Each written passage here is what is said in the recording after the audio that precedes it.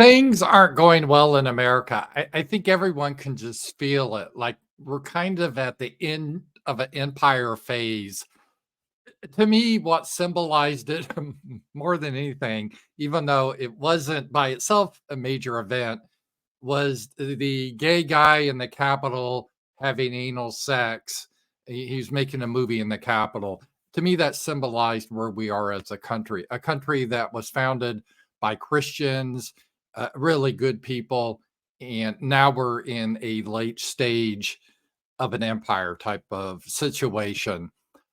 We have all these wars that it looks like we're losing. We no longer have the greatness anymore. We don't have a southern border. It's being overwhelmed. It doesn't. What does it even mean to be an American anymore? This is just an economic zone. We huge deficit. No one knows how we're going to pay for all this. There's a day of reckoning coming, and there's just like no answer. It's like this cliff is happening. We can see he's coming. We're driving full speed to the cliff, and everyone's like, "Well, there's nothing we can do about it."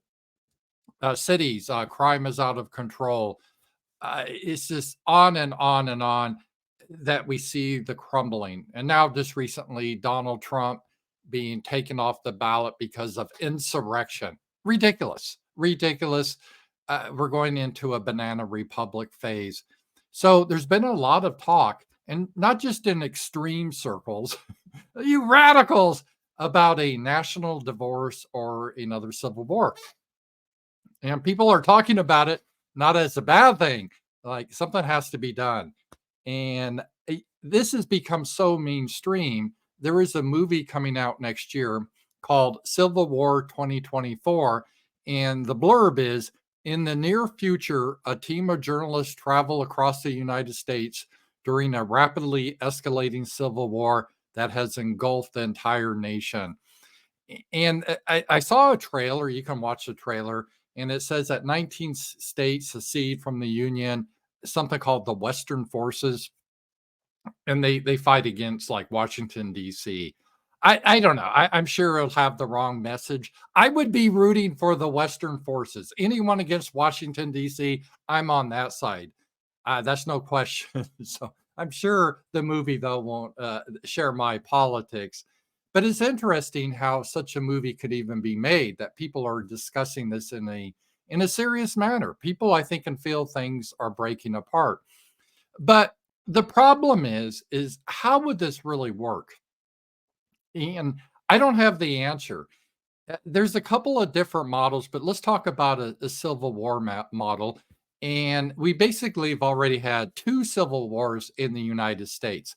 I know most people think we just had one, the one in 1860 through 65, but there, I consider the Revolutionary War, if you call that, it wasn't really a revolution. We didn't overthrow the king. It was really a civil war because we were part of Britain and we rebelled, we seceded. So I consider that really the first Civil War. So I think it's instructive to look back at these past civil wars to see what allowed that to happen. So could we have a civil war like we had in the 1860s or we had in the 1770s? Is that possible? And I just don't see it because the structure is radically different.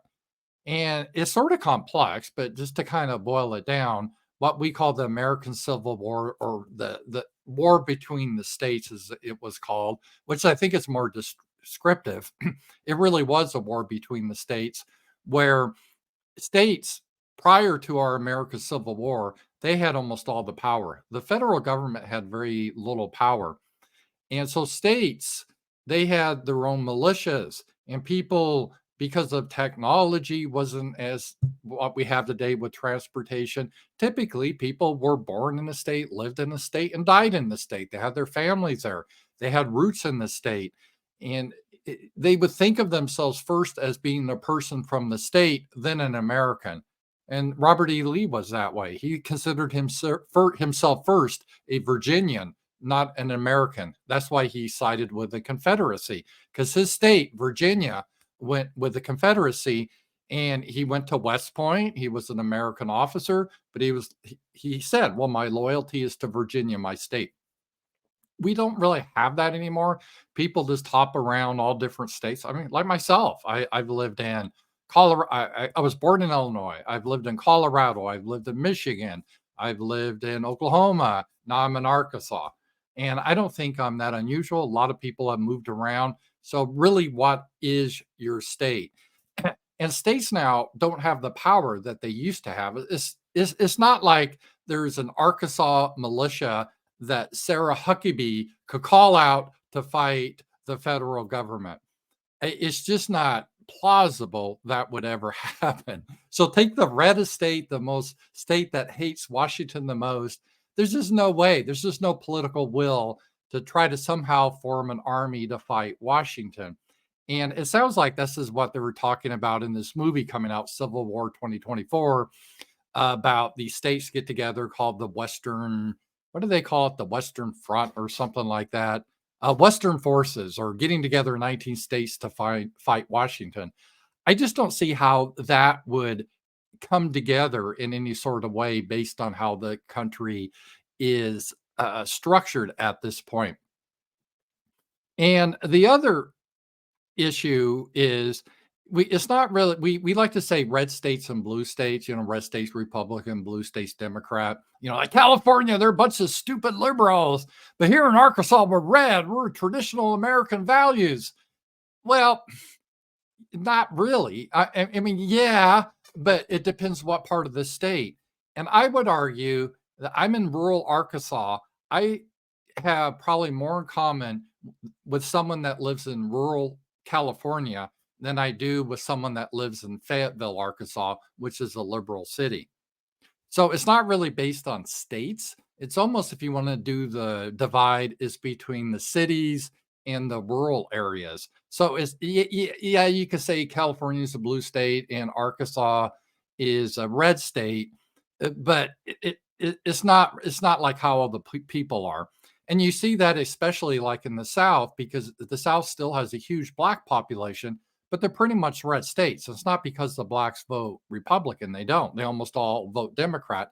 It's just that the whites in the South tend to be more racially aware and they vote Republican.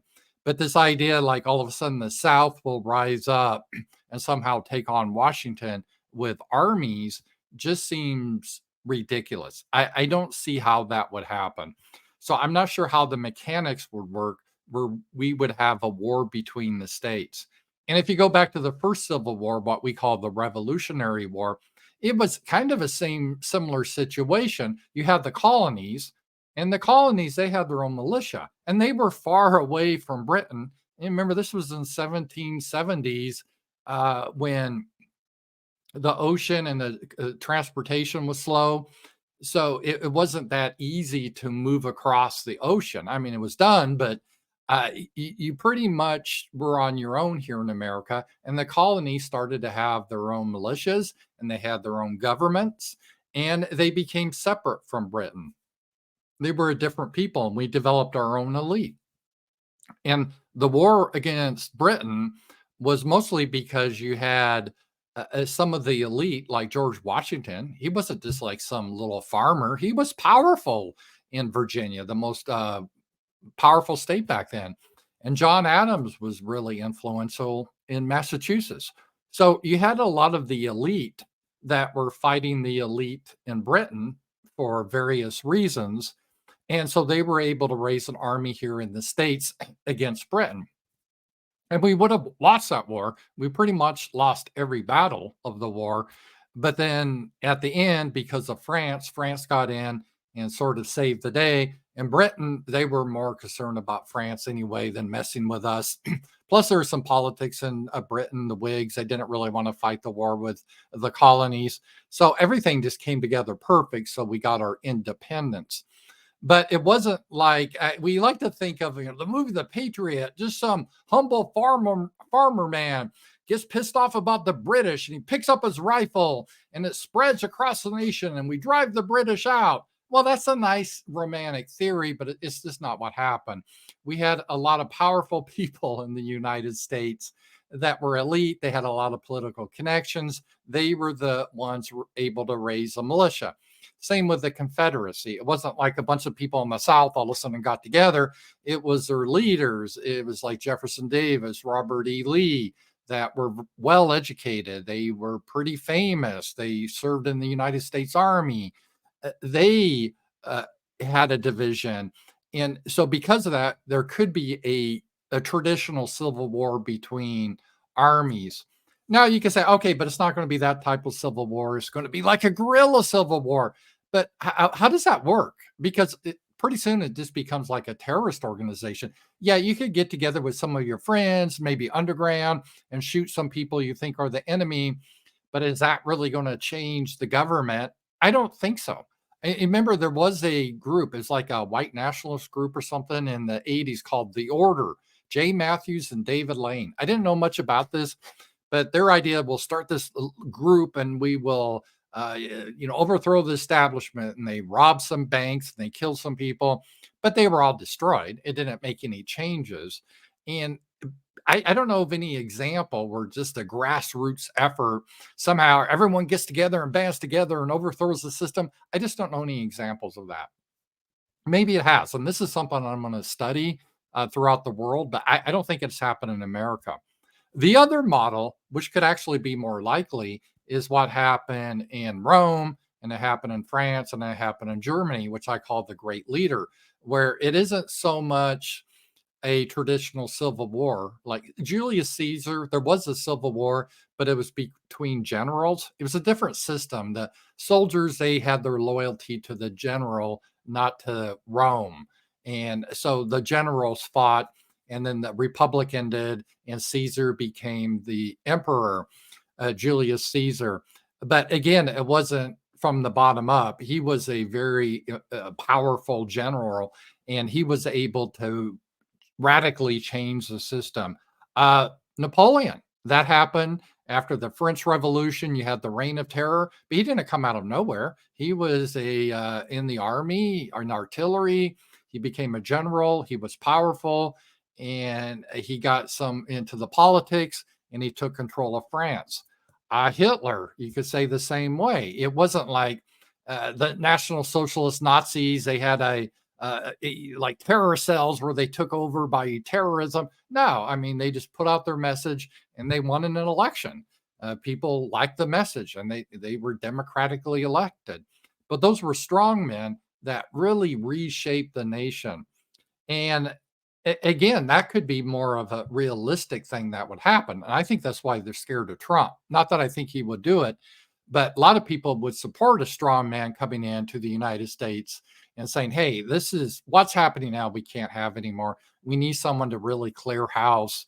And the left has they have the motto, by any means necessary. We need to have that motto.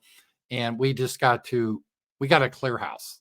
And it requires a strong man to get in. But again, would the army be loyal to someone that like Trump that did that? I don't know. This is part of the issue why Biden and the regime, they're trying to get rid of white men and Christians from the army because they don't trust the army necessarily. So I'm not sure what model it would happen that a civil war would happen or a national divorce. And believe me, I think that we need a breakup. It's intolerable, the situation we have now. But I just don't know the mechanics of, I understand where we are now. And I understand where we want to have self-determination, but how do we get there? And I don't see the states getting together when the states are divided internally and there's just not the will. And maybe we could have the strong leader come in and take over and set things right. But that would be tricky too, because all of the institutions are controlled by the enemy, as we saw when Trump was in his first term. What would be the process of him getting in and disbanding, overthrowing like all these legal rulings and say, we don't give a fuck what you ruled on. You're no longer judge, and just, clear house. I don't see that easily happening. So how America will break apart, I think it will. I'm just not quite sure of the mechanics yet. And that's something I think we need to explore a little bit more. I need to explore a little bit more. I want to think about this more, how it will happen. But the idea that we're going to have a battle between the states or a national divorce anytime soon, why I could see in a sense I could support that because this is an intolerable situation now. I just don't know how that would work. All right, just some thoughts for today, guys. Thank you very much, and I'll talk to you guys later.